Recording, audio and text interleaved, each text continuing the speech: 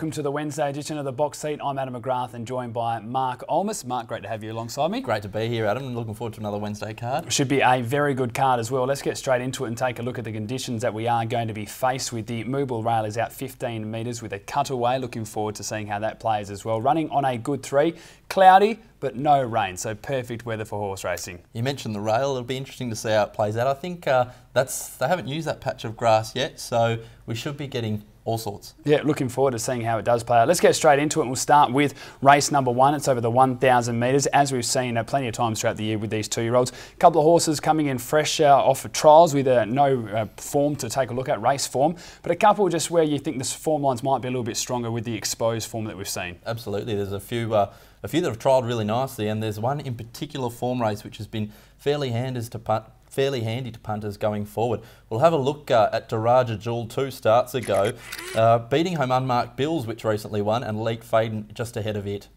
Of 3 and being stoked up coming into the corner. Johnny's Rainbow gets the inside run and they've kicked away, well away from the others. At the 200 metre mark, Daraja Jewel tackled in the centre by Leak Faden. Leak Faden and Daraja Jewel have come away from Unmarked Bills. On the outside, Leak Faden gets the head in front, does too well, and Leak Faden for Pike beat home Daraja Jewel and Unmarked Bills. Yeah, well, this exposed form around this filly is a mile better than any other horse in this race, so well, let's be honest with that. You take a look at the breeding, out of St Mary's, Hardball, Get, also Puttery Jewel, so some really nice breeding there as well. And then you mentioned the form lines, Leak Faden, Unmarked Bills, these types as well. They're Saturday type 2-year-olds from what we've seen as well. So I think the drop back from 1,300 to 1,000 is the biggest tick of all of them. We'll see the usual Simon Miller, Peter Nucky ploy, get to the front, stack them up, kick.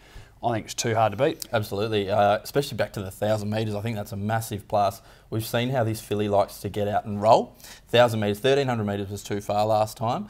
But as we mentioned, that form ties into Stored Energy form as well, who's running in the better 2-year-old races. So she looks very hard to beat. We've also got in the market number 1, Superfine from the Neville Parnham yard. Now, this opened up at $10, but its most recent run behind Speedy Ladidi was very good. Over the odds, in my opinion, to be honest. It was a day, look, it's hard to analyse the form. It was a day where you had to be in front. Those 3 that finished first, second, third in that race. I went 1, 2, 3 around the corner and nothing made ground up at all. So that has to be remembered. But from barrier 2, should get a really nice run. A $75,000 purchase in the 2015 Magic Millions sales. Good form lines around it as well. I thought the $10 was overs, especially for this gelding by Snitzel, which I think will improve. Absolutely. And then number 2, Creek No Paddle out of the David Harrison yard. I thought this was a super trial. If you look at its time, it's sizzling time for a 2-year-old. Yeah, it is, and it's interesting just to analyse this. So we know that David Harrison has the 2-year-olds running and they're ready to go. Blinkers on like we saw in the trial as well. I took more from the 400 metre trial than the 950 metre trial. I like that it was slow away but then worked through the line. I know you can't take a lot from a 400, but I like how it went through. The 950, look, it was hard written on that occasion. You know, Kate Fitzgerald used the whip numerous times and really made sure it stretched out to line, but it was a good time. And also it's related to Star of Magic with Ben Patterson and David Harrison combined for victory at Geraldton too. So I think this is one as well that we certainly need to keep an eye on. Taking a look at the selections, I'm going to go with number 4, Daraja Jewel. I think she's too hard to beat. From 1, Superfine, number 12, Undisclosed, and 11, Too Lippy. Very hard to go past number 4, Daraja Jewel. From 2, Creek No Paddle, 1, Superfine, and 8, Dawn Mission. Race number 2 at Belmont Park. It is over the 1,000 metres. Really looking forward to this race. Plenty of speed, especially from our top 4 numbers. Yeah, there's a few nice ones in here too that we've seen before, but we'll have a look at the replay of last start winner, Secret Assault, up the straight at Pinjarra. Ruby Can Run and You watching me and Lord Apollo coming down the middle of the track. They've broken open into 2 groups here. Dexterous Lad, Secret Assault together. Down to the 150. Dexterous Lad, Secret Assault. Then Lord Apollo starting to run on well. Secret Assault on the inside, fighting tooth and nail from Dexterous Lad. Secret Assault makes it 3 in a line.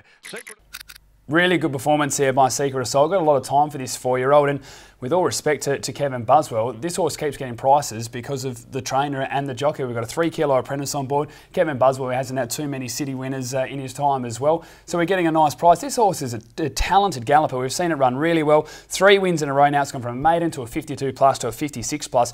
I think it can step into 60 plus here and win. I'm going to be tipping it on top just because of the each way price. I think it's overs at the moment, and we've got overs throughout as well. The $14 last start was an absolute joke for a horse that had been racing well. Does a lot right, a lot of speed, can cross, sit outside the likes of a Bombs Away if it wants, and I think it can certainly be right there in the finish. You're dead right, Adam. It opened up at $7.50, and look, any other stable, any other main name stable, probably opens up at about $4 or $5. So I'm really pleased that Kate Whitten keeps the ride as well. She rode this thing a treat last start up the straight, and she was actually pushed it out very strongly to the line, which was nice to see from a young apprentice going places. We've also got number 3, Supposition, from the Chris Gangemi yard. Now, we know how much his horses like Belmont has been running well. Was a little bit cast a plate last start, so did have excuses. Yeah, it did. It's an interesting horse to analyse this one. Take a look at his career starts. 20 starts, 3 victories, 4 seconds. And you take a look at the first up record, 5 attempts for 3 victories. So there's never one outside of being freshened up. This horse is a first up specialist, but what I like, it hasn't raced since the 9th of March. So it's had a good couple of months off now. It is ready to go. It'll be no surprise at all to see Supposition come out and win this race. It is a very good fresh horse. It's got a lot of class about it as well. Belmont, as you mentioned, a really good track and distance record, 3 attempts for 2 victories. I think it's another one that can certainly win. Looks to map really nicely as well from barrier 3, potentially 1 out, 1 back, sitting 4th and just smoking the pipe in the straight, which I think is where you want to be on Wednesday, somewhere near the front in the first half of the field. We've got the favourite in the race as well, number 4, Bombs Away. Now, this galloper probably has the best form lines in the race, coming from the Desi's Dream race. Now, we know that galloper has true Group 1 form lines. Now, you know, different when you transition them over to WA. There's a lot of differences, but for me, that looks the strongest form race. Yeah, it does. It was really disappointing though last up Bombs Away. I spoke to Joey Azzopardi straight after, and he was gutted, to be honest. He thought he had the best horse in the race, and it didn't really race like that. It was a day they ran on. That was maybe a small positive take from it, but the Bombs Away form line, as you mentioned, I think is too good. Second up form, it's 1 from 1. It has had 3 attempts at the track and distance for 2 victories as well. This Gelding by War Chant rocks up. I think it is going to be very hard to beat, but it's a really open race, and that's why I'm going to tip number 2, Secret Sold at the each way price, from number 4 Bombs Away, 3 Supposition and 5 Border Scott. Totally agree with your comments regarding Bombs Away, Adam. I've got the 3 on top, Supposition from 4 Bombs Away, 7 Torrento and 2 Secret Assault. Race number 3 at Belmont Park. It's over the 1200 metres, and a couple of horses in this field that really want the win and probably need it as well moving forward for a bit of confidence. Absolutely, stepping on up in class, a few of these. We'll have a look at the replay though of number 5 Annie's Luck winning last start. With its run coming around the bend, Fontaine's War closer towards the inside, and the cutaway run there for Red Link. Annie's Luck hit the front, 250 to go from Ballyfin House. He draws the whip on Song of War, who starts to knuckle down. Harvey goes for the Persuader. Annie's Luck responds. Song of War can't get to her, and Annie's Luck's drawing away from them. Annie's Luck went home to score from Song of War, might have got second. Well, I spoke about in the intro confidence, and this was a horse that really, this filly's got a lot of class. You go through her form lines, and they're around Group 2 Guineas horses, Big Red Costa, George and Ernie, these types as well, but she just had no confidence at all. She'd be in a lovely position, get beautiful rides and just fade away late. Sent to Albany, had the 2 runs there, a 3rd and a 2nd, again just showing the lack of confidence that this horse had. Been given just a little bit of a freshen up there, had 4 or 5 months off, comes out and wins. A completely different horse as well. It was a really good ride by Paul Harvey, responded under the whip, and now that this horse has confidence, I think we'll see a very good animal. As I said, Group 2 Guineas form lines for this horse, much stronger than anything else in the field. I think this horse can go back to back. Key word you mentioned, Adam, is confidence, and she has the ability. I think we know that, but you only need, as you mentioned, those form lines. Those are staggering. She's a half to also a Group 3 winner, and that horse, Translate, also ran second to Divine Madonna in a Group 1 mile. Like there's no slouches in the family. $160,000 purchase. I think I definitely got her in my numbers, and she looks one of the ones to beat. Touching on also number 1, Sporting Image. Now, is today the day? Well, it could be, and then as I mentioned last time in the preview, we've talked about before, this horse gets backed a fair bit. They know it's got ability. We've seen it before. We saw it, I think it was 4 starts ago. It got backed in from about $14 to about $3 on course. And last start again, it was the big mover. It was $12 into $4.60, and the money just kept coming, and it ended up finishing second on that occasion with Jules Sasso running a very good race there at odds. So with a 2 kilo claim, 57 kilos, barrier 1, will be able to use a cutaway as well. Has to be in your numbers. Also want to know your thoughts, Adam, on number 9, Silver Nose. Now, was awkward away last start at Belmont behind Jester Jingle. And it still ran on okay, not as well as you'd like to see, but I give it a real hope here, especially with William Pike going on. You've got to take a line through that. Look, he'd all learn from that performance. That was the biggest thing. Correct. It was certainly green, and there was a few things that didn't go to plan. William Pike on board's always a positive. Barrier 3, 55 kilos. Thought the trial was good as well. So it's one that I could definitely throw into your numbers moving forward, knowing that you are going to get that improvement. We'll take a look at the selections. I'm going to go with number 5, Annie's Luck, a confidence meeting everything. From number 7, So Fancy, 1, Sporting Image, and 4, Little Punga. I've got the 9 on top, Silver Nose. Hoping it can improve. I thought it would open up a little bit longer price, but it's opened up at 11. On top of 5, Annie's Luck, 7, So Fancy, and 2, Battle Talk.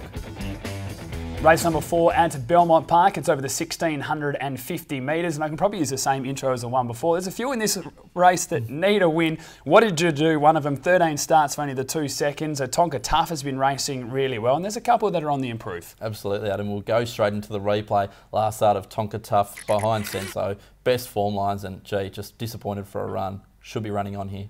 Whipple looking for a run right behind those, and so's Roth the Toff. Homeward bound Headlander Boy, given his head, led a length and a half. Senzo's going pretty easily though. It's Senzo now quickly ranging up, going to the front from Headlander Boy. Daisy Express, Source of Survival, Goma Whipple, then Roth the Toff, but Senzo went to the 100 clear. Headlander Boy coming back, Senzo shortening stride, Headlander Boy, Daisy Express, but Senzo responds late, and Senzo wins it. Yeah, I remember walking after this performance and actually seeing you and just saying Tonga Tough wins one soon. This horse will drop to an easier race and you need to be on. This is it. You're going from Senso and Headlander Boy form now to a midweek with horses that don't have a lot of form around them. So I really think this girl can get the job done. Ryan Hill's riding well, 57 kilos. My only question, and you've mentioned it throughout the program, I think you're going to want to be in the first 3 pairs stretching it at the top of the straight, and this horse gets back and runs on. So that is my biggest concern about Tonka Tough, but on form lines it wins. That's the thing, isn't it? Even from the barrier 2, you think, oh, I could posse up closer, but just drops back to last. And oh, that replay you just saw was just kept getting disappointed for a run. Gets clear running and it sort of posies up a little bit closer. Could be right in this. Number 2, What Did You Do?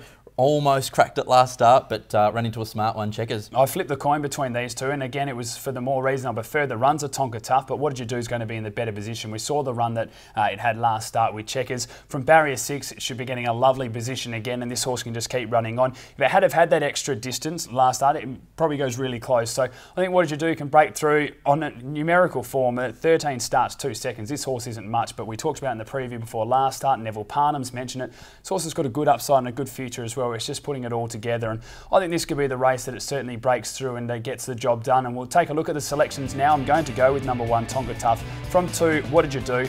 Number 11, Dame Rips Girl, and 3, Humble Punter. The best Quinella of the day, Adam. Number 2 for me, What Did You Do on top? From 1, Tonka Tough, 3, Humble Punter, and 8, Raja Ruler.